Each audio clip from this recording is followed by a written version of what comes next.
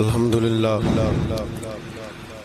للہ رب العالمین والعاقبۃ للمتقین والصلاة والسلام علی اشرف الانبیاء والمرسلین وعلی آلہ وصحبہ اجمعین اما بعد اعوذ باللہ من الشیطان الرجیم بسم اللہ الرحمن الرحیم یا ایہا الذین آمنوا اتقوا اللہ ولتنظر نفس ما قدمت لغد واتقوا اللہ ان اللہ خبیر بما تعملون صدق اللہ العظیم وصدق رسولہ النبی الکریم ان اللہ وملائکتہ یصلون علی النبی یا ایہا الذین آمنوا صلوا علیہ وسلموا تسلیما الصلاة والسلام علیک یا سیدی یا رسول اللہ وعلا آلک واصحابک یا حبیب اللہ اللہم صلی علی سیدنا و مولانا محمد معدن الجود والکرم وآلہ وبارک وسلم۔ حمد و صلاة کے بعد اللہ تبارک و تعالیٰ نے قرآن مجید سورۃ الحشر کے اندر ارشاد فرمایا ہے کہ یا ایھا الذین آمنوا اتقوا اللہ، اے ایمان والو اللہ سے ڈرو، وَلْتَنْظُرْ نَفْسٌ مَا قَدَّمَتْ لِغَدٍ، ہر آدمی یہ سوچ لے کہ اس نے اپنے آگے کیا بھیجا ہوا ہے، جو اس نے آخرت کے لیے جمع کرایا ہے وہ کیا ہے، یہ غور کر لے وہ۔ وَاتَّقُوا اللَّهَ، اور پھر ڈر جاؤ اللہ سے، اِنَّ اللَّهَ خَبِيرٌ بِمَا تَعْمَلُونَ، فرمایا تم جتنے مرضی پردے ڈالتے پھرو، تمہارے رب کو تمہارے تمام کاموں کی خبر ہے، اسے پتہ ہے تم کیا کرتے، وہ جانتا ہے۔ عزیز دوستو، بزرگوں اور بھائیوں، قرآن مجید نے دو چیزوں پر بڑا زور دیا ہے، ایک اللہ کو ماننا، اور اللہ کو ماننے کا مطلب ہے نبی پاک کو بھی ماننا، اللہ کو ماننے کا مطلب ہے کتابوں کو بھی ماننا، قرآن پاک کو بھی ماننا۔ لیکن دو باتیں آپ کو زیادہ ملیں گی، ایک ایمان، اور اس کے بعد سب سے زیادہ زور ہے ایمان بالآخرت پر، آخرت کو مانو۔ وَمِنَ النَّاسِ مَن يَقُولُ آمَنَّا بِاللَّهِ وَبِالْيَوْمِ الْآخِرِ وَمَا هُمْ بِمُؤْمِنِينَ، اللہ فرماتا ہے کچھ لوگوں کا دعویٰ ہے کہ ہم اللہ اور آخرت پر ایمان رکھتے ہیں، حالانکہ وہ ایمان نہیں رکھتے، دعویٰ کرتے ہیں، نفاق کا مظاہرہ کرتے ہیں، منافقت کرتے ہیں۔ جو اللہ کو ماننے والا ہوتا ہے اس کا رنگ اور ہوتا ہے، جس کو پتہ ہوتا ہے قیامت کے دن اللہ کے حضور کھڑے ہونا ہے، اس کے اعمال یہ نہیں مانتے، کہتے ہیں ہم مانتے ہیں، پر مانتے، دعویٰ ہے کہ ہم مانتے ہیں آخرت کو بھی اور اللہ کو بھی، پر نہیں مانتے۔ قیامت قائم ہونا ضروری ہے، اگر وقوع قیامت نہ ہو تو ظالم کی تو موجیں لگ گئیں، جابر تو موج کرے گا، فاسق اور فاجر تو کہیں گے دنیا میں بھی ہم اپنے اقتدار کے زور پر جیتے رہے، آج بھی ہمیں پوچھنے والا کوئی نہیں۔ عقلاً نقلاً قیامت کا قائم ہونا ضروری ہے، قیامت قائم ہوگی تو مظلوم کو اس کے ظلم پر داد رسی کی جائے گی اور ظالم کو سزا ملے گی۔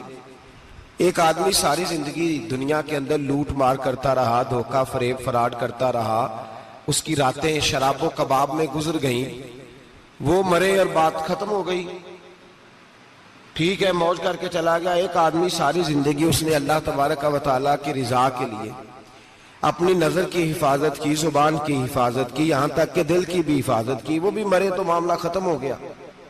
اس طرح تو پھر سرکش کا کچھ بنے گا ہی نہیں، نظام زندگی ساری اس کی سوچ ختم ہو کے رہ جائے گی اگر قیامت قائم نہیں ہوتی۔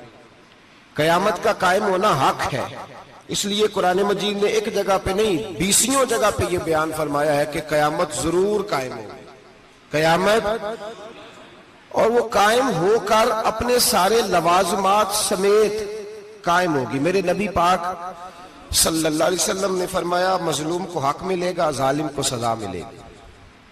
جابر اس دن اللہ کی بارگاہ میں رسوا کیے جائیں گے، جن پر جبر کرتے رہے انہیں اللہ کے حضور سے عطا کیا جائے گا۔ قیامت کا وقوع ہونا ضروری ہے، اور قیامت تو جب قائم ہوگی تب ہوگی، دنیا میں بھی ایسا ہوتا ہے۔ ظلم کا انجام ٹھیک نہیں ہوتا، جبر کا انجام، جھوٹ کی زندگی لمبی نہیں ہوتی، دھوکے، فریب، فراڈ، ملمہ سازی، ان چیزوں کی عمریں اللہ نے تھوڑی رکھی ہیں۔ وقتی طور پر ظالم کو، دھوکے باز کو، جابر کو جو مہلت ملتی ہے وہ سمجھتا ہے میری سیاست کام کر رہی ہے، وہ سمجھتا ہے میں بڑا دانا ہوں، بڑا چالاک ہوں، دیکھ لو اتنے ظلم کے، جبر کے، دھوکے کے باوجود بنا ہوا ہوں۔ حالانکہ اللہ کی طرف سے اسے مہلت ملتی ہے، اور بڑا ہی مہربان ہے، مہلت اس طرح دیتا ہے کہ میرے نبی پاک علیہ السلام نے فرمایا جب میرا مسلمان نیکی کرتا ہے تو اللہ فرشتوں سے فرماتا ہے 70 گنا بڑھا کے لکھ لو اس کی نیکی، 70 گنا۔ اور جب گناہ کرتا ہے تو اللہ فرماتا ہے ٹھہر جاؤ ابھی لکھنا نہ، اسے ٹائم دو۔ یا اللہ کتنا؟ فرمایا 24 گھنٹے تو دو، ہو سکتا ہے توبہ کر لے، یہ اس کی مہربانی ہے۔ اب وہ جو اللہ نے مہلت دی ہے نا کہ شاید توبہ کر لے، لوگ سمجھتے ہیں میری چالاکی کی وجہ سے نظام سیٹ چل رہا ہے، میں بڑا تیز ہوں، 2 4 5 باتیں بولتا ہوں سب صحیح ہو جاتا ہے۔ لوگ اس کو اپنی دانائی سمجھ لیتے ہیں، حالانکہ وہ اللہ کی طرف سے۔ فرعون نے کئی 100 سال حکومت کی، اور اس طرح اس نے ظلم کیے کہ لاکھوں اور ہزاروں بچے قتل ہی کرا دیے، 12,000 عورتوں کے پیٹ میں حمل تھا اس نے ضائع کرا دیا۔ جب حضرت موسیٰ علیہ السلام اپنی قوم کو لے کے نکلے، رستے میں دریا آ گیا، فرعون پیچھے لگا ہوا تھا، وَإِذْ فَرَقْنَا بِكُمُ الْبَحْرَ فَأَنْجَيْنَاكُمْ، اللہ فرماتے ہیں تمہارے لیے میں نے دریا کو پھاڑا اور تمہیں نجات دے دی، وَأَغْرَقْنَا آلَ فِرْعَوْنَ، اور فرعون کو غرق کر دیا، وَأَنْتُمْ تَنْظُرُونَ، تم کھڑے دیکھ رہے تھے۔ اب جب حضرت موسیٰ دریا کے کنارے پہنچے تو فرعون بھی پیچھے آیا۔ فرعون لوگوں سے کہا کرتا تھا کہ میں کہتا ہوں تو دریا چلتا ہے، میں کہتا ہوں تو ہوائیں آتی ہیں، میرے حکم کے پابند ہیں سارے۔ جاگ رہے ہیں نا آپ حضرات، غور فرمائیے گا بات پر۔ دعویٰ تھا اس کا کہ میں کہتا ہوں تو نظام زندگی چلتا ہے۔ اب جب دریا کے کنارے پہنچی حضرت موسیٰ علیہ السلام تو اللہ نے حکم دیا کہ آپ عصا ماریں۔ جناب موسیٰ نے عصا مارا، 12 رستے بن گئے۔ اب حضرت موسیٰ کی قوم گزر رہی تھی تو فرعون سے پوچھنے لگے کہ تو کہتا تھا میرے حکم سے چلتا ہے، تو وہ تو حضرت موسیٰ نے ڈنڈا مارا ہے تو رستہ بن گیا ہے۔ باز نہیں آتا انسان باز بہانے بڑے ہیں اس کے پاس، بڑی دلیلیں ہیں، جھوٹ سچ بول کے اپنے آپ کو مطمئن کرتا ہے، آخر دم تک تبدیل ہونے کو تیار نہیں ہوتا، دلیلیں گھڑتا رہتا ہے، بناتا رہتا ہے، شور کرتا ہے جان بوجھ کے۔ بھئی تو کہتا تھا میرے چلانے سے چلتا ہے، تو باز ابھی بھی نہیں آیا۔ کہنے لگا میں نے ہی حکم دیا ہے کہ ذرا پھٹ جا، مجھے یہ زندہ چاہیے۔ باز رسی جل گئی، بال کہنے لگا میں نہیں کہا ہے دریا کو کہ یہ مجھے زندہ چاہیے، میرے بھاگے ہوئے ہیں تو اس لیے پھٹا ہے، تو آؤ میرے ساتھ دریا کراس کرے۔ تو پتا تو ان کو بھی تھا نا، جتنا تو رب بنا ہوا ہے پتا تو تھا، سارے جانتے تھے۔ کہنے لگے تو پہلے کراس کر، اگر تو بچ گیا تو ہم بھی پیچھے آتے ہیں۔ اب چاروں ناچار۔ ایک روایت تو یہ ہے کہ یہ جب خدائی کا دعویٰ کرتا تھا نا، تخت پہ بیٹھا ہوتا تھا، تو ایک دن حضرت جبریل آئے اس کے پاس انسانی شکل میں، تو کہنے لگے میں بڑی دور سے آیا ہوں تو ایک مسئلہ پوچھنا تھا۔ کہا پوچھو۔ کہنے لگے ایک غلام تھا کسی بادشاہ کا، تو بادشاہ نے اسے تھوڑی دیر کے لیے ایک علاقے کی سربراہی دے دی۔ کتنی دیر کے لیے؟ کتنی دیر کے لیے ہمیں سربراہیاں ملتی ہیں؟ کیوں جی؟ تھوڑی دیر کے لیے ملتی ہے نا، تھوڑی دیر کے لیے سربراہی دے دی ایک غلام کو۔ ذرا بات کو سمجھیے، حضرت جبریل پوچھتے ہیں، کہتے ہیں سربراہی مل گئی۔ اب وہ مالک ہی بن کے بیٹھ گیا ہے، وہ بات ہی نہیں سنتا، اس کو تھوڑی دیر کے لیے بنایا تھا، وہ تو خدائی کا دعویٰ کرنے لگا ہے۔ آپ بتائیں اس کا انجام کیا ہونا چاہیے؟ یہ مسئلہ پوچھنے آیا ہوں۔ تو فرعون کہنے لگا اس کا انجام یہ ہے کہ اسے پانی میں گوتے دے دے کے مار دے۔ انجام کیا ہے؟ بولیے بولیے، کیا انجام ہے؟ کیا انجام ہے جی؟ پانی میں۔ اللہ اکبر، اپنی سزا تجویز کر رہا ہے۔ اس کی سزا کہ اسے پانی میں گوتے دے دے کے مارو ظالم کو. اسے تھوڑی دیر کے لیے بنایا تھا اور وہ چھا ہی گیا ہے, قبضہ ہی کر گیا ہے. حضرت جبریل کہنے لگے جی آپ لکھ کے دے دیں گے؟ کہنے لگا لاؤ لکھ دیتے ہیں. لکھوا لیا. جناب جبریل رکا لے کے تشریف لے گئے. اب جب فرعون دریا میں آیا نا تو اللہ نے حکم دیا مل جا. جب دریا ملا چیخنے لگا تو حضرت جبریل آئے, کہنے لگے تیرا ہی فتویٰ ہے, یہ تیری سزا ہی ہے نا. ہم بھی بڑی سزائیں تجویز کرتے ہیں. یہ جھوٹا ہے جی, اس کا تو فلانا علاج ہونا چاہیے, تو اگر تو جھوٹ بولے تو یہ فلانا بڑا جاور ہے جی, اس کے ساتھ اس طرح ہونا چاہیے, تو اگر تو یہ کام کرے تو جو سزا تو لوگوں کے لیے تجویز کر رہا ہے تو اپنے بارے میں بھی سوچ. اب جب گوتے آئے نا آخری وقت دیکھا وہ فرعون جو کہتا تھا میری مرضی سے دریا چلتا ہے. علامہ ساوی نے تفسیر ساوی میں لکھا ہے تڑپ کے رونے لگا. جب یہ مزاج ہے, ایک دفعہ اوپر آتا ہے آدمی جب دریا میں جاتا ہے, اوپر آیا تو چیخنے او میرے حواریو خدا کا واسطہ مجھے بچاؤ. کہنے لگے تو کہتا تھا میری مرضی سے چلتا ہے. بے بسی ہے, تڑپتا ہے, روتا ہے. وارث شاہ مان کری نہ وارثاں دا, رب بے وارثہ کر کے مار دائی. تڑپ رہا ہے, چلا رہا ہے, کوئی مدد کو نہیں پہنچتا. اب جب آخری گھوتا آیا تو کہنے لگا آمنا بے رب موسیٰ و ہارون, میں موسیٰ کے رب کو بھی مان گیا, ہارون کے رب کو بھی. اللہ نے فرمایا نہیں, اب تیرا ماننا قابل قبول ہے. اس وقت ماننا تھا جب تجھے مہلت دی تھی, جب تو جوان تھا. بڑھاپا آتا ہے, بیماری آتی ہے, جوان آدمی بیماری کا شکار ہوتا ہے تو کہتا ہے یا اللہ ایک دفعہ صحیح کر دے, میں ساری پڑھا کروں گا. ایک دفعہ ٹھیک کر دے, میں مسجد میں رہوں گا, میں اگلے سال اعتکاف بھی کروں گا, میں ساری تراویحیں پڑھوں گا. تو اس وقت پڑھنی تھی جب تجھے مہلت دی تھی. اس وقت پڑھنا تھا جب اللہ نے تجھے آسانی دی, زندگی دی. اگلا وقت یہ حال ایک کا نہیں ہوا. نمرود کو دیکھ لیں, حضرت ابراہیم علیہ السلام کو کہتا تھا میں رب ہوں. آپ نے فرمایا رب تو وہ ہے جو زندہ کرتا اور مارتا ہے.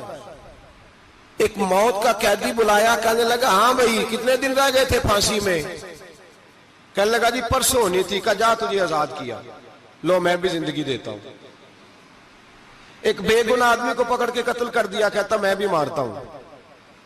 حضرت ابراہیم علیہ السلام کہنے لگے تو بیوقوفوں جیسی دلیلیں دے رہا ہے. چل اس طرح کر, میرا رب سورج مشرق سے نکالتا ہے, تو اگر رب ہے تو مغرب سے نکال کے دکھا.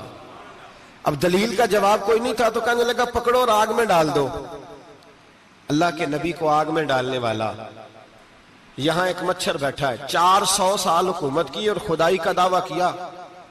یہاں مچھر بیٹھا تھا, چھینک آئی تو مچھر اندر چلا گیا. پہلے دربار کا ادب یہ تھا کہ جو آئے سجدہ کرے. اب اس کے سر پہ کوئی چیز مارتا تھا تو اسے سکون ہوتا تھا. مچھر تھوڑی دیر کے لیے اس کا دماغ چھوڑتا تھا. او بھائی یہ اس دھرتی پہ اللہ نے لوگوں کو نظارے دکھائے اور ہمیں سمجھانے کے لیے دکھائے. ہمیں تفکر کی, غور کی دعوت دی کہ دیکھ لینا, اپنے عمل کو پرکھنا. تمہارے عمل حضرت موسیٰ کے فرما برداروں جیسے ہیں, جناب ابراہیم کے فرما برداروں جیسے ہیں, یا بن کے بیٹھ گئے ہو. اب دربار کا ادب یہ ہے, بے بسی کا یہ حال ہے کہ جوتے لٹکتے ہیں دربار میں, جو آتا ہے جوتا کھینچتا ہے. اور ادب یہ ہے کہ 10 جوتے نمرود کے سر پہ مارو, اور 400 سال جوتے لگتے رہے. روتا تھا, جو آدمی آتا تھا منتیں کرتا تھا, کہتا تھا کہیں سے کوئی دوائی مل جائے گی. پاگلوں جیسی زندگی گزاری, پاگلوں جیسی سخت. وہ تو حساب, وقوع قیامت تو حساب ہوگا ہی. یہاں لوگ پاگل ہو کے مرتے ہیں, معاذ اللہ, نفسیاتی مریض ہو کے مرتے ہیں. یہاں آخری وقت اتنا سخت آتا ہے کہ دنیا موت کی دعائیں مانگتی ہے. میرے بھائی جب انسان ظلم کرتا ہے تو بھول جاتا ہے کہ شاید مجھے پوچھے گا کوئی نہیں. جب وہ زیادتی کرتا ہے تو بھول جاتا ہے. جب وہ کسی کا حق کھاتا ہے تو وہ کہتا ہے شاید اس کا تو وارث ہی کوئی نہیں جس کو میں لوٹ رہا ہوں. لیکن جب اللہ کی پکڑ آتی ہے, حجاج بن یوسف ظالم تھا, اس نے اچھے کام بھی کیے تھے. قرآن پاک پر زیر زبریں آراب حجاج بن یوسف نے لگوایا. محمد بن قاسم کو ہندوستان سندھ کے علاقے فتح کرنے بھی حجاج بن یوسف نے بھیجا تھا. ساری خوبیاں اپنی جگہ پر, ظالم بہت بڑا تھا. کسی آدمی نے اس کے سامنے کونے کی طرف منہ کر کے ساتھ والے سے بات کر لی تو کہنے لگا میرے خلاف کیا, اس کو لے جاؤ, 2 ٹکڑے کر کے واپس لے آؤ. توتی بولتا ہے نا, اقتدار. جب کسی کے ہاتھ اقتدار ہوتا ہے نا، وہ چاہے ایک گھر کا ہی کیوں نہ ہو، وہ 10 بندے فیکٹری میں کام کرتے ہیں اور جو ان کا مالک ہوتا ہے وہ کہتا میں مالک ہوں، مجھے مانو۔ جب تو صاحب اقتدار ہوتا ہے نا، جب تو سسر بن کے بیٹھتا ہے اور کسی غریب گھر کی بہو آتی ہے 2-4 تو کہتا میرا اقتدار ہونا چاہیے، جب میں کھانسنے لگوں تو ہر آدمی کے ہاتھ میں ٹشو پیپر ہونا چاہیے، جب میں بولنے لگوں تو بندے ہوئے ہاتھوں سے ہر آدمی جی جی کرتا ہوا کھڑا ہونا چاہیے۔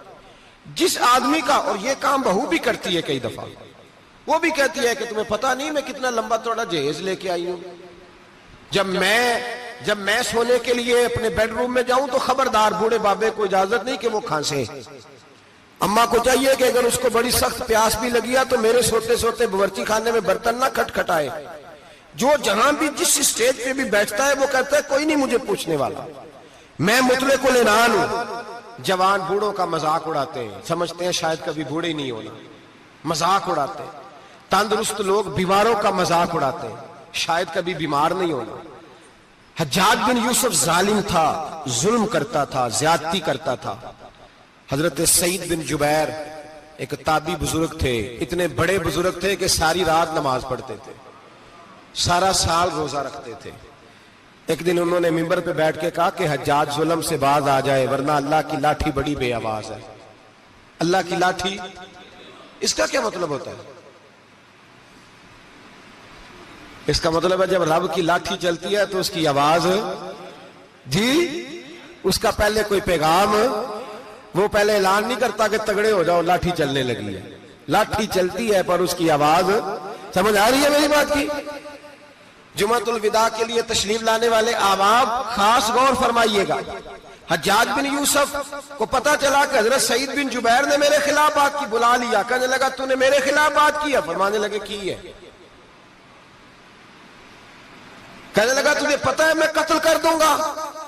آپ فرمانے لگے نہ تو زندگی کا مالک ہے نہ موت کا مالک ہے، تو کیسے قتل کر؟ کہنے لگا تجھے پتا ہے میرا؟ فرمایا میں نے تجھے نہیں، میں نے تو کئی شداد، کئی حماد، کئی قارون، کئی فرعون، کئی نمرود دیکھے، کئیوں کی داستانیں سنی، تو کون ہے؟ تو تو چھوٹا سا ہے۔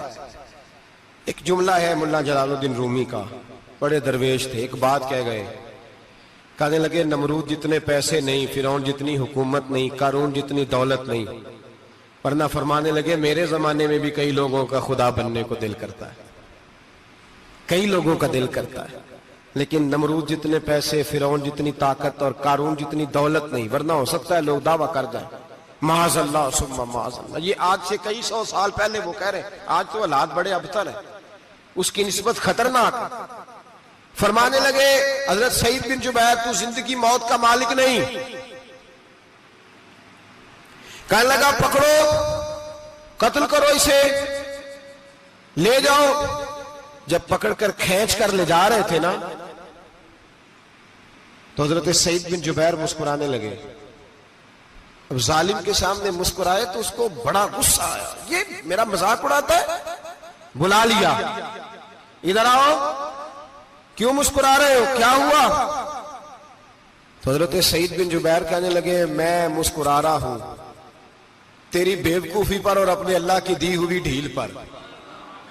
میں مسکرا رہا ہوں کہ یا اللہ کیا بات ہے، کیا تیرا شان ہے، کیسے لوگوں کو ڈھیل دی ہوئی ہے۔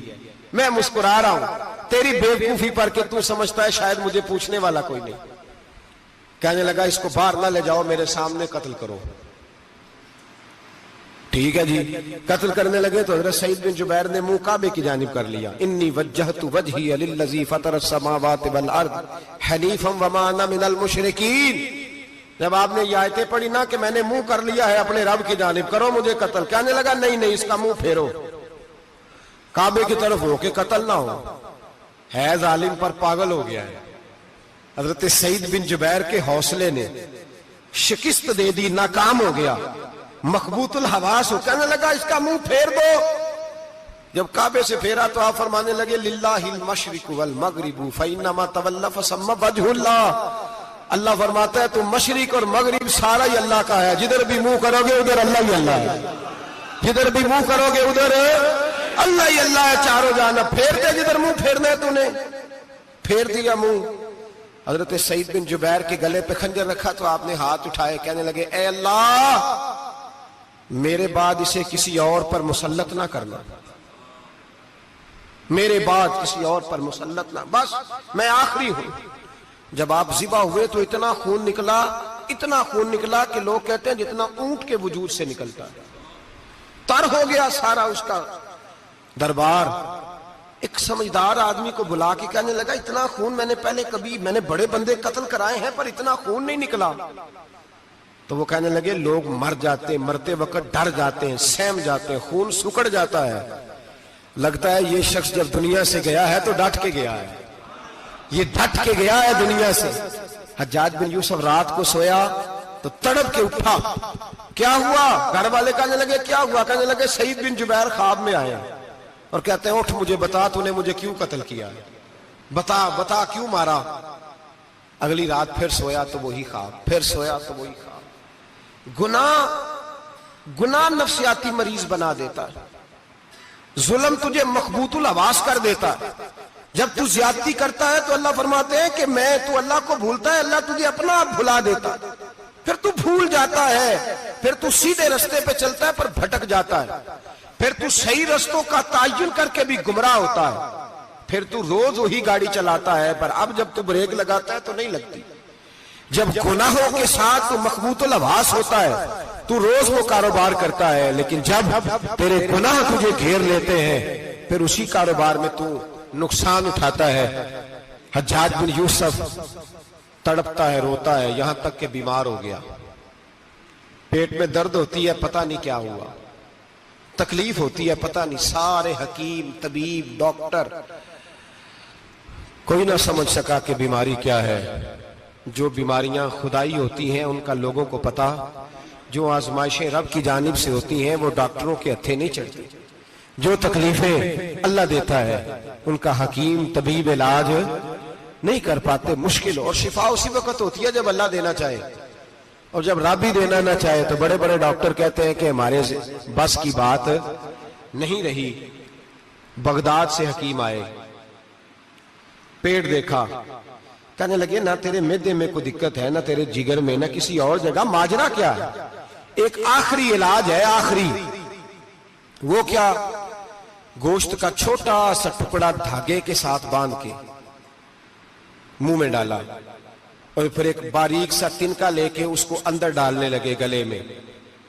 وہ گوشت کا ٹکڑا جب حلق کے اندر اتر گیا، اس حکیم نے واپس کھینچا تو کیسے ایسی بدبو آئی جیسی کبھی سونگی نہ تھی۔ جانور، کیڑے مکوڑے لگے ہوئے باہر نکلے، اور جب دیکھا تو جتنے محل میں لوگ بیٹھے تھے چلاتے ہوئے نکل گئے کہ یہ کیا مصیبتیں ہیں۔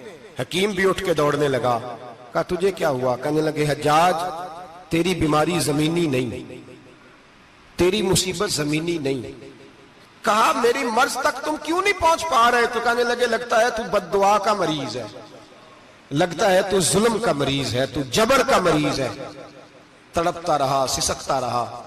ایک وقت وہ بھی آیا کہ گھر والوں نے کمرے میں بند کر کے تالا لگا دیا، دیوار سے ٹکرے مارتا۔ او بھائی، جو گناہوں کے بیمار ہوتے ہیں انہیں شفا نہیں ہوتی، جو ظلم، جبر، بربریت کے بیمار ہوتے ہیں انہیں سکون قلبی میسر نہیں آتا۔ دوائیاں ان بیماریوں کی بنی ہوئی ہیں جو بیماریاں زمینی ہیں، جو بیماریاں خوراک کی بد پرہیزی سے ہوتی ہیں، جو گناہوں کی بد پرہیزی سے ہوتی ہیں، ان کی بیماریاں، ان کی شفا توبہ ہے، ان کی شفا رجوع اللہ ہے، ان کی توبہ اللہ سے معافی مانگنے سے شفا ہوتی ہے۔ حجاج جب مرنے لگا تو بلایا، یہ رنگ بھی ذرا ملاحظہ کیجئے گا، دو چار قریبیوں کو بلایا، پتہ ہوتا ہے نا اپنے کرتوتوں کا آدمی کو، پتہ سارا ہے سردار نوکیتیاں دا، پتہ ہوتا ہے سارا۔ بلا کے کہنے لگا جب میں مر جاؤں تو مجھے رات کو دفن کرنا۔ کیوں بھائی، عورت ہے؟ کہنے لگا نہیں، رات کو دفنانا۔ ٹھیک ہے، رات کو دفنا دیں گے۔ پھر کہنے لگا جب صبح ہو جائے تو صبح ہونے سے پہلے پہلے میری قبر زمین کے برابر کر دینا، نشان مٹا دینا۔ کہا وجہ؟ تو کلمہ پڑھتا ہے، حضور کا حکم ہے کہ قبر کم از کم ایک بالش، ایک گیٹ اونچی ہونی چاہیے زمین سے، کم از کم، تو تیری قبر مٹا دے، وجہ؟ پتہ ہوتا ہے اپنے ظلموں کا۔ کہنے لگا مجھے پتا ہے لوگ میرے مرنے کے بعد میری قبر بھی نہیں چھوڑیں گے. دنیا میں تو میرے جبر کی وجہ سے کوئی آ نہ سکا، لیکن میری قبر بھی لوگ جنازوں میں باتیں شروع کر دیتے. جنازوں میں نے ایسی بھی داستانیں سنی ہیں کہ کوئی مرا تو لوگ جوتوں کا ہار قبر پہ ڈال آئے. نہیں بھائی، تو جب زندہ تھا تو تیرے جبر ظلم کی وجہ سے نہیں کو بول سکا. ایک تو ہے قیامت میں حساب ہوگا، یہاں دنیا میں حساب ہونے لگتا. اتنی لمبی زبانیں لوگوں کی لٹک کر مرتے وقت باہر نکل آتی ہیں. دعا کریں، جمعہ ہے، اللہ تعالیٰ ایمان کی موت عطا فرمائے. دعا فرمائے رب تعالیٰ، اللہ تبارک و تعالیٰ توبہ کر کے جانے کی توفیق عطا فرمائے. جاگے جاگے اور سنے اور دعا کرے، اے اللہ تو ہمیں ظلم سے ویسے ہی محفوظ فرما. اگر ہم زیادتی کرنے لگے تو اے اللہ ہمیں اس سے منع فرما. ہمیں اس سے تو یہ توفیق دے کہ ہم باز آ جائیں اس گناہ سے. میرے بھائی، ایک تو دنیا میں سزا ہے، پھر قیامت کی سزا ہے، اور وہ زیادہ سخت ہے.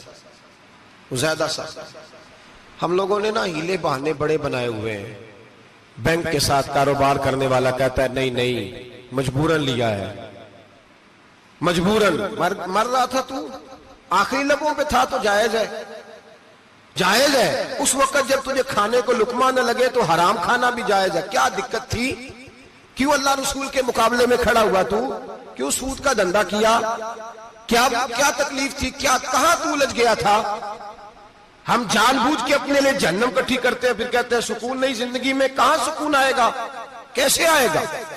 ہم نے خود آگ لگائی ہے چمن میں اپنے. جو قیامت کی سزا ہے، میرے نبی پاک علیہ السلام نے فرمایا رب تمہیں سامنے کھڑا کرے گا. اور کس طرح کھڑا کرے گا؟ فرمایا لوگوں کے وجود سے کپڑے اتر جائیں گے، زمین اس طرح دہکے گی جس طرح تانبا زمین پہ رکھا جائے اور آگ جلائی جائے. تانبا دیکھا ہے آپ لوگوں نے؟ یہ بھی گرمی گزری ہے نا، تو فرش پر جب سورج پڑتا تھا تو ننگے پاؤں چلا نہیں جاتا تھا. صحیح کہہ رہا ہوں؟ ننگے پاؤں، بچے کا پیر زمین پہ لگتا ہے تو چیخ اٹھتے ہیں، کہتے ہیں وہ جل گیا پیر. حالانکہ یہ فرش دنیا کے. اور اگر تانبے کے اندر خاصیت ہے کہ اگر کوئی دھات جلدی اور زیادہ گرم ہوتی ہے تو وہ تانبا ہے. میرے نبی نے مثال دی تو اس کی دی جو سخت تھا. فرمایا تانبے کی طرح زمین تپائی جائے گی اور پھر ننگے پاؤں رب تمہیں کھڑا کرے گا. آج سورج کی پشت تمہاری جانب ہے، قیامت میں منہ تمہاری جانب ہوگا. نیزہ آپ نے دیکھا ہوگا، نیزہ ہوتا تھا. فرمایا یہ جو تم نیزے دیکھتے ہو صرف 1.25 نیزے کے برابر سورج قریب آ جائے گا، اور پھر اللہ تمہیں سامنے کھڑا کر کے تم سے سوال جواب کرے گا. اور حضور نے کہہ دیا ہے تو اب کسی نعت خواں کے کہنے سے بات بدل سکتی، کسی پیر کے کہنے سے جملہ بدل سکتا، کسی خطیب کے کہنے سے فکر نہ کرنا وہ سامنے جنت پڑی ہے، اب بات بدل سکتی. خدا کی رحمت پر بھروسہ رکھنا ضروری ہے، نبی پاک کی شفاعت کی امید رکھنا. بولیے. لیکن جو حضور نے بیان کیا ہے اس کو ماننا بھی یہ بھی ضروری ہے. میرے نبی پاک نے فرمایا اللہ تم سے حساب لے گا اور اللہ پوچھے گا، تم نے جواب دینا ہے. حضور کس کس شے کا؟ فرمایا جو پہنتے ہو اس کا جواب نہیں دینا، جو کھاتے ہو اس کا جواب نہیں دینا، جو اللہ کے راستے میں دیتے ہو اس کا جواب، باقی ہر شے کا جواب دینا ہے. ادھر جو پلاٹ ہے اس کا بھی جواب دینا ہے، اور جو بچوں کو پیسے بتائے ان کا بھی جواب دینا ہے، جو چھپائے ہیں ان کا بھی. ثم لتسألن یومئذ عن النعیم. جو کمیٹی اپنے محلے میں ڈالی ہے اس کا بھی جواب دینا ہے، جو سسرال کے علاقے میں ابا جی سے چوری ڈالی ہوئی ہے اس کا جواب بھی، سب کا جواب دینا ہے. تمام حساب کتاب. اور اللہ فرماتے ہیں میں سامنے کھڑا کر کے ہر سوال کا تجھے ہر سوال کا جواب صاحب. اچھا یہ جو بڑے لوگ تھے وہ حساب سے ڈرتے تھے، ہم چھوٹے لوگ ہیں ہم حساب سے ہم نہیں ڈرتے، ہم کہتے ہیں دیکھی جائے گی. بڑے لوگ جو تھے وہ حساب سے. حضرت ابو بکر صدیق دعا کرایا کرتے تھے، دعا کرو اللہ مجھ سے حساب نہ پوچھے. حضرت عمر فاروق رضی اللہ تعالیٰ عنہ اپنے بیٹے سے کہتے تھے بیٹا اپنے باپ کے لیے رحمت کی دعا کرنا، میں درگزر والا ہوں، میں حساب والا کوئی نہیں. بڑے لوگ ڈرتے تھے، بڑے لوگ. حضرت عثمان غنی قبر پہ کھڑے ہوتے تھے تو داڑھی آنسوؤں سے بھیگ جاتی. غلام کہتے ہیں حضور 3 دفعہ نبی پاک نے آپ کو جنت کی بشارت دی ہے، 3 دفعہ بشارت دی ہے، تو آپ کیوں اتنا روتے ہیں؟ عثمان غنی فرماتے جس رسول نے مجھے جنتی کہا ہے اسی محبوب نے مجھے فرمایا تھا عثمان قبر آخرت کی منزلوں میں سے پہلی منزل ہے. اور آپ فرماتے میرے تو کمرے میں دیا گل ہو جائے تو مجھے ڈر لگتا ہے، اس میں تو مکمل اندھیرا ہے. آپ فرماتے کھڑکیاں بند ہو تو دم گھٹنے لگتا ہے، اس کو تو دروازہ ہی کوئی نہیں، روشن دان تک نہیں. بھائی جو بڑے تھے وہ ڈر رہے تھے. مولا علی شیر خدا نماز کا وضو کر کے کانپتے تھے، کانپتے. علی آپ مرحب کے سامنے نہیں کانپے، خیبر کا دروازہ اکھاڑتے نہیں کانپے، بدر احد خندق حنین اور خیبر میں نہیں کانپے، تو یہاں آپ فرمانے لگے مالک کے سامنے جاتے ہوئے ڈر آتا ہے.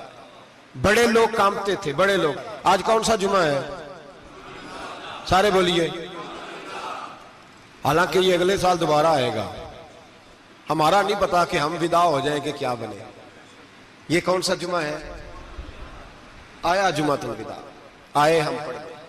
آج ایک فکر لے کر کے جانا، ایک سوچ. جہاں روز رات کو بیٹے کی ٹینشن، بیٹی کی ٹینشن، بھائی کی ٹینشن، پوتے کی ٹینشن ہوتی ہے نا، ایک ٹینشن اور اپنے آج ایک ٹینشن بڑھا لو، قبر کی ٹینشن پیدا کر لو، قیامت کی تھوڑی سی فکر کر لو، تھوڑی سی ایک لمحے کے لیے صحیح تھوڑا خیال پیدا کرے. حضرت حسن بصری نام سنا ہوا ہے نا، یہ حضرت علی کے شاگرد ہیں. نبی پاک کے گھر میں آ جاتے تھے کئی دفعہ، بچے تھے جب. حضرت حسن بصری تابعی ہیں. فرماتے خانہ کعبہ میں عمرہ کرنے گیا، طواف کعبہ کر رہا تھا تو بڑا عجیب منظر ہوا. رات کی تنہائی ہوئی. اس وقت کئی دفعہ طواف بند بھی ہوتا تھا، اس لیے کہ رش کم ہوتا تھا تو رات کو سب سو جاتے. کہتے رات ذرا گہری ہوئی تو لوگ اپنا اپنا خیمہ لے کے جاتے تھے. اب تو ہوٹل ہے نا تو خیمے لگتے تھے، لوگ خیمہ لے کے جاتے تھے، جہاں جگہ ملتی تھی خیمہ لگا کے رہتے تھے. فرماتے میں رات کو سویا خیمے میں، ایک دردناک آواز آئی. میٹھی ہے، دھیمی ہے، پر درد بڑا ہے. کوئی رونے والا رو کے کہتا ہے اللہ حساب قیامت میں مجھ سے نہ لینا، اے اللہ تنہائی میں جتنا مرضی حساب لینا پر لوگوں کے سامنے نہ لینا. اور پھر کہتا ہے اللہ فضل تو تب کرے جب تو میرا حساب پوچھے ہی نہ. پھر چند منٹ گزرے تو پھر وہ رونے لگا. میرے کانوں میں آواز آئی، کہنے لگا اے اللہ حساب تو ان کا لیا جاتا ہے جو حساب کے قابل ہوتے ہیں. اعلیٰ حضرت کہتے ہیں نا رضا سے تو کیا حساب لے گا، رضا بھی کسی حساب میں ہے. اے اللہ میں قابل نہیں، مجھ سے حساب نہ لینا. کہتے تھوڑی دیر گزری تو پھر وہ رونے لگا. پھر ذرا سانس سنبھلے تو پھر کہنے لگا اے اللہ میں تو لوگوں کو کوئی بندہ حساب پوچھ لے تو نہیں دے سکتا، میں تجھے کیسے حساب دوں گا. پھر تڑپنے لگا. کہتے تھوڑی دیر گزری تو پھر ایک لفظ انہوں نے کہے رونے والے نے، کہنے لگے اللہ دیکھ تیرے محبوب کا فرمان ہے جو معافی مانگے تو اسے معاف کر دیا کرتا ہے. اے اللہ میں معافی مانگنے آیا ہوں اور مسجد نہیں آیا، میں کعبۃ اللہ ہی آ گیا ہوں. کہتے ہیں وہ اتنا روئے کہ چیخ آئی ان کی. اور جب دھڑام سے کوئی زمین پہ گرا تو میں پریشان ہوا کہ اب تو بے ہوش ہو گیا. فرماتے ہیں میں زور سے اٹھا فٹافٹ اور اس شخص کی طرف بڑھا. میرے دل میں خیال ہے کوئی گناہگار ہے بیچارہ، تو چلو میں بھی دعا کرتا ہوں، اس کو کہتا ہوں بیٹے فکر نہ کر، اللہ تیری مدد کرے گا. فرماتے میں گیا اس نیت کے ساتھ کہ میں کہوں گا چلو اٹھو تم بھی دعا کرو، میں بھی کرتا ہوں، اللہ ہم سے حساب نہ پوچھے. کہتے میں گیا تو وہ شخصیت بے ہوش پڑی تھی، کالے سیاہ بال ان کے چہرے پہ بکھرے ہوئے تھے. کہتے لوگوں جب میں نے زلفیں ہٹائیں چہرے سے تو میرا وجود کانپنے لگا آسمان ٹوٹ پڑے گا، زمین پھٹ جائے گی، ستارے بکھر جائیں گے، آج بہہ جائیں گے سمندر. فرماتے میری چیخیں نکل گئی. یہ کوئی گناہگار تو نہیں، یہ تو حضرت فاطمہ کے پوتے امام زین العابدین ہے، یہ تو امام حسین کا وہ بیٹا ہے جو کربلا میں تنہا بچے تھے. فرماتے میں امام کا چہرہ دیکھا تو بھاگ کے آیا اور میں نے اپنی داڑھی ان کے پیروں کے ساتھ مس کی اور میں نے کہا حضور اٹھئے. امام اٹھے تو میں نے کہا شہزادے تیرے تو اشارے سے اللہ کئی گناہگاروں کو بخشے گا، تیری تو دعا سے اللہ بخشے گا، یہ کیا کر رہے ہو؟ تو امام زین العابدین کہنے لگے حسن بصری ادھر آ یار، ادھر آؤ بزرگو، میرے دادا کے پاس رہنے والے ہو، میں نے آج ہی سنا ہے کہ اس کا عذاب بڑا سخت ہے، آؤ میرے لیے دعا کرو, اللہ پاک مجھ سے حساب نہ پوچھے. کہا حضور نہ کریں. اب فرمانے لگے تجھے نہیں پتا کچھ چیزیں ایسی ہیں کہ رب نے اگر حساب پوچھا تو میں واقعی جواب نہیں دے پاؤں گا, چل کر میرے لیے دعا. کہتے میں نے ہاتھ باندھے, حضور میں نہیں کرتا, اٹھا کہہ. فرماتے میں نے ہاتھ اٹھائے, میں نے کہا اے اللہ تیرے رسول کا شہزادہ ہے, یہ تیرے رسول کا شہزادہ ہے, یہ کہہ رہا ہے تو فضل کر. او بھائی جو بڑے تھے وہ تو تڑپتے تھے, سسکتے تھے. ابو علی ہیتی کہتے خانہ کعبہ میں پتھر پہ سر رگڑ رگڑ کے کوئی بوڑھا کہہ رہا تھا اے اللہ اول تو حساب نہ لینا, اور اگر لینا تو مجھے اندھا کر کے اٹھانا, میں تیرے نیک بندوں کے سامنے شرمندہ نہیں. اقبال رو پڑے. اقبال, کچھ لوگوں نے لکھا ہے یہ آخری ربائی ہے ڈاکٹر اقبال کی, آخری. اس کے بعد شاید اس نے کلام نے, کچھ سیرت نگاروں کا خیال ہے. اقبال مدینے کی طرف منہ کر کے کہنے لگے تو غنی از ہر دو عالم من فقیر. اللہ تو غنی ہے, میں تو فقیر ہوں. روز محشر عذر ہائے من پذیر. اے اللہ اول تو میرا کوئی عذر قبول کر لینا محشر کے دن, اور اگر نہ کرنا ہوا اگر تمہیں بینم حسابم نہ گزیر, اگر ضرور ہی میرا حساب لینا ہے, اے اللہ اگر تو نے ضرور لینا ہے, اے اللہ اگر ضرور ہی لینا حساب, اول تو میرا عذر مان لینا, میری کمزوری پہ رحم کرنا. اے اللہ میرے بڑھاپے پر, میری کمزوری پر رحم کرنا, اگر ضرور حساب لینا ہے از نگاہ مصطفیٰ پنہا بغیر, تو اے اللہ ذرا حضور کی نگاہوں سے اوجھل کر کے لینا. اے اللہ مجھے شرم آئے گی. میرے مصطفیٰ کریم فرمائیں گے میں تو تجھے ہر بات سمجھا کے آیا, ایک جگہ تیری رہنمائی کر کے آیا, تو کیسے عمل کما, ذرا اوجھل کر کے از نگاہ مصطفیٰ پنہا بغیر, ذرا حضور کی آنکھوں سے اوجھل کر کے سائیڈ پہ کر کے لینا, میں برداشت نہیں کر پاؤں گا. حضرت ابو علی ایتی کہتے ہیں بابے نے سر رکھا ہوا ہے اور کہتے ہیں اللہ مجھے اندھا کر کے اٹھانا. فرماتے میں گیا, میں نے کہا چلو میں دعا کرتا ہوں جا کے.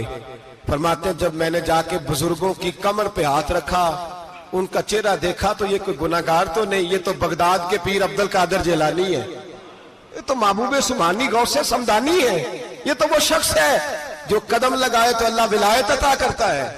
جو بڑے تھے وہ ڈر رہے تھے. معین الملت والدین عطائے رسول ہند الولی غریب نواز حضرت خواجہ معین الدین اجمیری رحمت اللہ علیہ, خواجہ قطب الدین بختیار کاکی کو تنہائی میں بلا کے کہنے لگے معین الدین سید زادہ ہے, معین الدین حضور کے خاندان میں پیدا ہوا ہے, معین الدین سے اس کے پیر کو بڑی امیدیں تھیں. معین الدین کو رسول پاک نے ہندوستان بھیجا تھا, پر قطب الدین یار معین الدین تبلیغ کا حق نہیں ادا کر سکا. حضرت خواجہ قطب الدین کہنے لگے حضور 90 لاکھ تو مسلمان کر دیے, اور کیا حق تھا؟ فرمایا نہیں, جب تو تہجد کی نماز پڑھے نا بیٹا اپنے لیے دعا مانگنا تو خدا سے کہنا مولا میرے پیر کی کوتاہیاں معاف کر. وہ جس اعزاز کا تھا وہ کام نہیں کر سکتا. جو بڑے تھے ان کی تو باتیں بڑی تھی, یہ جو ہم چھوٹے آئے ہیں نا نئے, ٹکٹیں دیتے پھرتے ہیں, ٹکٹیں. بے نمازی جاہل ان پڑھ پیر ٹکٹیں بانٹتا ہے لوگوں کو, تو بھی بخشا ہے تو بھی بخشا ہے. وہ 90 لاکھ لوگوں کو رائے حق پر لگا کے بھی کہتے تھے نہیں حق تو یہ ہے کہ حق ادا نہ ہوا, حق تو یہ ہے کہ حق کوئی شاہی پلے نہیں, ڈٹا ہوا کھڑا ہے مسلمان, ڈٹا ہوا. یہ حساب سنے. کسی نے حضرت ابو ہریرہ سے کہا کہ کوئی ایسی حدیث سناؤ جو آپ کو بھی بڑی محبوب ہو. حضرت ابو ہریرہ نے چیخ ماری, رونے لگے اور بے ہوش ہو گئے. پھر ہلایا, پانی پلایا, اٹھے, کہا حضور بات کی تھی حدیث سنائے, پھر رونے لگے. ہمیں تو نہیں نہ رونا آتا, ہمیں تو تب آتا ہے جب بیٹا بات نہ مانے, ہمیں تو تب آتا ہے جب کاروبار میں نقصان ہو جائے, ہمیں تو تب رونا آتا ہے جب ہمارا کوئی دوست ہمارے بارے میں غلط بات کر دے, بے عزتی دنیا کی ہو جائے. حضرت ابو ہریرہ 3 دفعہ ہوش آیا, 3 دفعہ روئے اور کہنے لگے عزیزو یہ وہ والی حدیث ہے کہ میں سوچتا بھی ہوں تو میں تڑپ اٹھتا ہوں. کہا کون سی حدیث؟ تو حضرت ابو ہریرہ کہنے لگے میں نے نبی پاک سے سنا ہے قیامت میں سب سے پہلے علماء کا حساب ہوگا, سب سے پہلے उलमा का। रब करीम फरमाएगा तुम्हारी दीन के नाम पर बड़ी मौजें थी, तुम्हारे बड़े पोस्टर छपते थे, लाइनें बना के लोग तुम्हारे हाथ चूमते थे, लोग तुम्हारी घड़ी को भी चूमना अपने लिए सादत समझते थे। बताओ मेरे रसूल के नाम पर खाने वालों क्या करके आए हो? अमल बताओ, अमल। मौज बड़ी की ना तुमने, बताओ अमल। उलमा आलिम अर्ज करेगा, ऐ अल्लाह मैं जगह जगह तेरे रसूल के दीन की बात करता था, मैं कुरान के दर्स देता था, मैं रातें बेदार रह के तैयारियां करता था, मैं जो बन सका किया। रब फरमाएगा नहीं, तूने तो इसलिए किया था कि लोग तुझे पीर साहब कहें, मौलाना साहब कहें, तेरे नारे लगाए तो लगे नहीं फिर तेरे नारे, फिर लोगों ने लंबे लंबे अलकाबात पुकारे नहीं तेरे। हुजूर सैयद आलम अलैहिस्सलाम फरमाते पहला हिसाब उसका लेगा जो आलिम कहलाता था। रब पूछेगा तुझे ताकत दी, हिम्मत दी, बोलने की सलाहियत दी, अपने फजल से दी, बता क्या कमा के आया है। हजरत अबू हुरैरा रोते हैं, कहते हैं मैं भी तो हदीसें सुनाता हूं, मैं भी तो आलिम हूं, मेरे पीछे भी तो लोग भागते हैं। लोगों बताओ अगर अल्लाह ने अबू हुरैरा से पूछा तो क्या जवाब देगा? अल्लाह फरमाएगा उलमा के लिए बुखारी मुस्लिम है, इन्हें उठाओ और जहन्नम में डाल दो। इमाम गजाली फरमाते हैं अगर किसी आलिम को सजा मिली तो सख्त सख्त आलिम को मिलेगी। दुआ फरमाए अल्लाह मेरे जैसे लोगों को हिदायत का रास्ता अता फरमाए, और जो कहते हैं समझते हैं अल्लाह उस पर अमल की तौफीक अता फरमाए। फरमाया हजरत अबू हुरैरा ने दूसरे नंबर पर सखी अल्लाह की बारगाह में खड़ा किया जाए, मालदार। रब फरमाएगा बोल, कुछ ऐसे भी थे जिनके पास शाम की रोटी नहीं थी, तुझे मैंने तेरी तिजोरी भर के तुझे दौलत अता की, तुझे विरासत में मैंने मुरब्बे दिए, जायदादें दी। बता वो कुछ वो थे सवेरे मजदूरी करने जाते थे, कमा के लाते थे, हजारों रुपया तेरी बैंक में पड़ा था, बता क्या किया तूने? ऐ अल्लाह मैंने मस्जिद में दिए, मदरसे में दिए, 30 दिन अफ्तारियां पकाता रहा। अल्लाह फरमाएगा तू झूठ बोलता है, तू सारा कुछ इसलिए करता था कि लोग तुझे सखी कहे। हाँ हाँ तेरा ऐलान हुआ मस्जिद में, लोगों ने कहा वो देखो कितने पैसे दे रहा है, इसका वो देखो नाम लिखा हुआ है अस्पताल के एक कोने में कि ये वाला ब्लॉक फलां सेठ साहब ने बनाया, ये देखो लिखा हुआ है कि ये कमरा मदरसे का इसने बनाया, तो लिख दिया गया, नारे लग गए, अब जा दौड़ जा। अल्लाह जहन्नम में फेंक देगा। फरमाया फिर शहीद खड़ा किया जाएगा। हाँ भाई तुझे ताकत दी, हिम्मत दी, बता कहां खर्च की, कहां? ए अल्लाह शहीद ही हो गया। फरमाया वो तो इसलिए हुआ था कि लोग तुझे शहीद कहें, बहादुर कहें, तेरे नाम पे रोड का नाम रखा जाए, तमगाए हुस्ने कारकर्दगी मिले सो मिल गया। मेरे लिए बता क्या करके आया है मेरे लिए? इसे उठाओ और जहन्नम में फेंक दो। भाइयों अजाब कड़ा है, अजाब सख्त है, हिसाब सख्त है, और जो हिसाब लेने वाला है उसको। मैं ना तरावी हो रही थी तो कारी साहब ने एक सूरह यासीन शुरू की, वमताजुल यौमा अय्युहल मुजरिम। अल्लाह फरमाता है कयामत में मैं कहूंगा मुजरिम जो है ना वो सफों से बाहर आ जाए, सफों से बाहर आ जाए। एक हमारे फिजिक्स के टीचर होते थे तो बड़ी सख्त छड़ी मारते थे, तो जब वो कद भी बड़ा था, जलाल भी बड़ा था, और उसूल बड़े अच्छे इंसान थे लेकिन सख्त थे, तो मुझे याद आता था कि जब वो सवेरे आके कहते जिसने काम नहीं लिखा वो बाहर निकल आए। 2 किस्म की चोट लगती थी। एक तो ख्याल ये आता था कि शर्मिंदगी बड़ी होगी कि सारे स्टूडेंट बैठे हैं और 2 3 4 उनको कहा वहां मुर्गे बन जाओ, बड़ी शर्म आती थी। और फिर जब वो मारते थे तो इतना सख्त मारते थे कि कई दिन तकलीफ रहती थी, बताया नहीं जाता था। وہ اسٹوڈنٹ بتاتے تھے کہ یار اس سے بچو کسی بھی طریقے، اور کسی کا کام رہ بھی جاتا تھا کہتے تھے اس پیریڈ کی ڈیوٹی سبق یاد کر کے آنا ہے۔ سخت ٹیچر کے بارے میں تیرا میرا یہ رویہ ہے۔ تو یاد آ رہا تھا جب وہ کہہ رہے تھے نا وَامْتَازُوا الْيَوْمَ أَيُّهَا الْمُجْرِمُونَ، تو میں صف میں کھڑا تھا تو 2 قطرے میرے بہہ گئے آنسو کے۔ مجھے ساتھ بچہ کہنے لگا طبیعت ٹھیک ہے؟ میں نے کہا طبیعت تو ٹھیک ہے، کچھ یاد آ گیا ہے کہ میدان محشر میں یہاں تو چھپے ہوئے ہیں نا عیب، چھپے ہوئے، اور بھائی رب بڑا کریم ہے، عیبوں کے باوجود نوازتا ہے۔ میرا دعویٰ یہ ہے اگر ہمارے عیب کھل جائیں، لوگ ہمیں دھرتی پہ جینے نہ دیں، لوگ جینے نہ دیں، نکال دیں، اپنے بھی ہمیں برداشت نہ کرے، یہ تو اس کا کرم ہے۔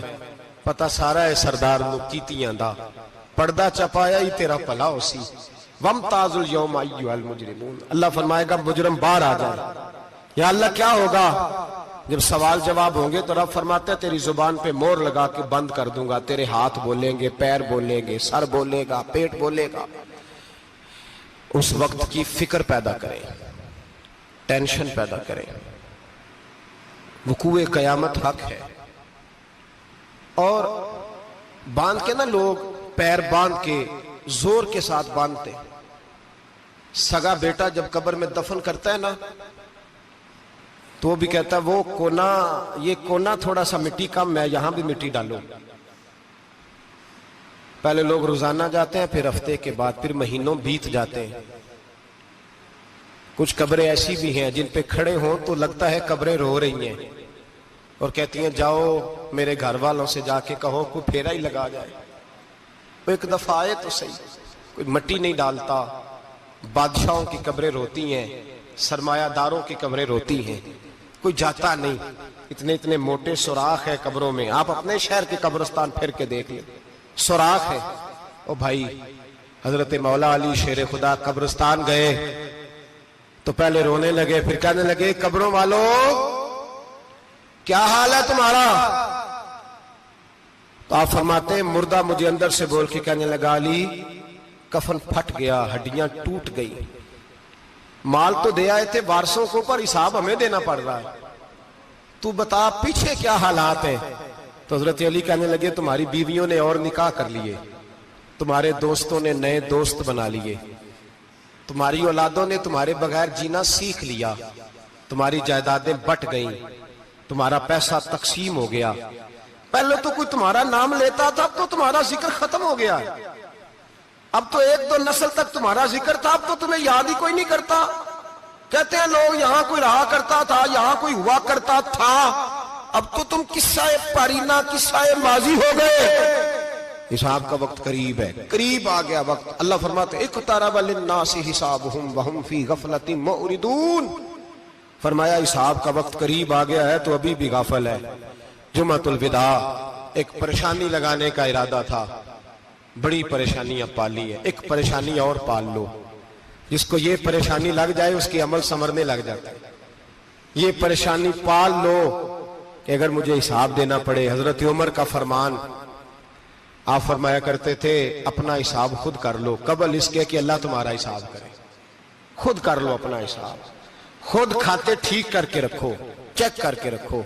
میری دعا ہے اللہ پاک ہمیں ان میں شامل کرے جن کو وہ معاف کرنے والا ہے، آمین تو کہہ دے۔